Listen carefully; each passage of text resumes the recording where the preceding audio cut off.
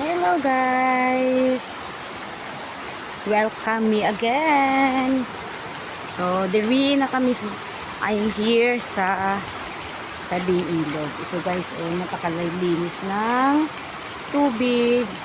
At saka guys, so ito yung likod ko. Diba? Masarap magkampisa guys. Ganda. So, kaluso lang medyo dito, medyo epic lang. Kasi yung yung ilog ay kinuhanan ng mga sand. So para sa daan din. Pero yung hindi lang maganda yung resort. Kasi nga parang ang lalaki ng mga boulders pero hindi maayos. Umalis na ang bakto na gumagawa nito na pull out. So ayan guys, ganda diba? So siya, napakaganda ng tubig, napakalinaw. So masarap dito magkampisaw guys. Ayan, so punta tayo dito.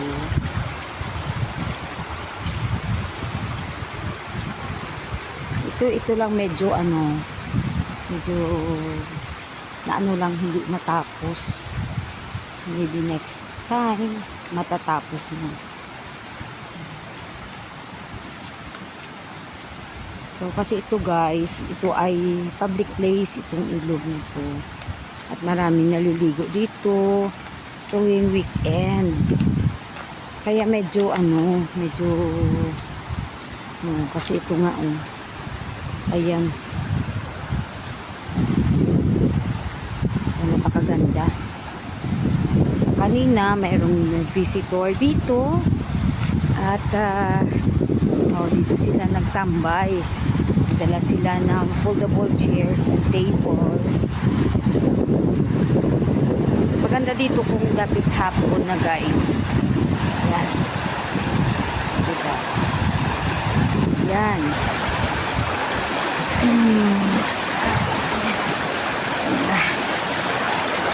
Napakalamig ng tubig dyan.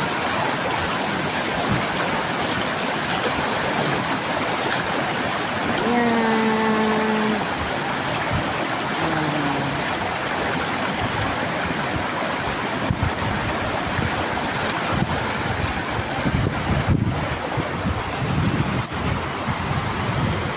Saka dito, ito magandang view.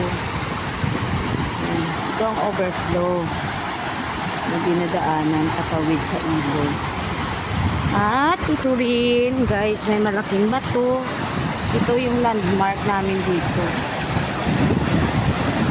sa lugar. Napakagandang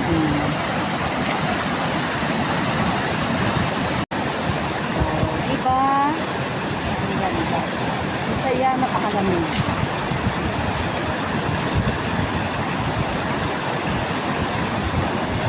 So, kaya sama ba kayo? At ito guys, ito yung overflow, ang tinatayuan ko. At sa taas yan, yung may mangga. Diyan kami tumatambay at nag-garden. So, yan. Ito yung talikod.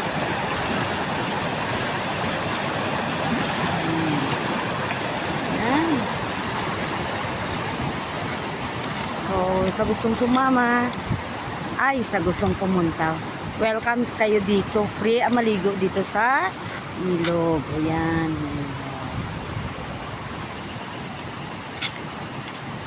So, diba?